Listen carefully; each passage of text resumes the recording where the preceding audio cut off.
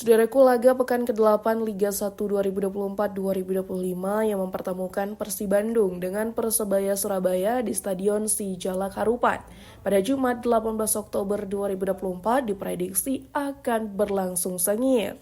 Kedua tim yang sama-sama memburu posisi puncak klasemen siap bertarung habis-habisan untuk meraih 3 poin krusial. Persib Bandung saat ini menargetkan kemenangan penuh untuk menggeser Borneo FC dari posisi kedua klasemen. Di sisi lain, Persebaya Surabaya juga membidik kemenangan atau setidaknya 1 poin untuk mempertahankan posisinya di puncak klasemen sementara. Namun, cobaan berat datang bagi Persib Bandung.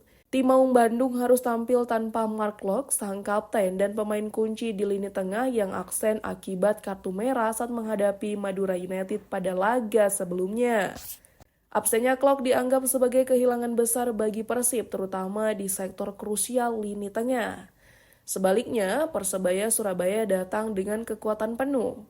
Pelatih Paul Monster membawa skuad terbaiknya, terutama di lini tengah yang akan diisi oleh Muhammad Rashid, Giosen Costa, dan Francisco Rivera. Ketiganya diperkirakan akan menjadi motor penggerak serangan Persebaya Surabaya. Dan absennya Mark Locke bisa menjadi celah yang siap dieksploitasi oleh Rashid dan Rivera sebagai umpan-umpan terukur mereka.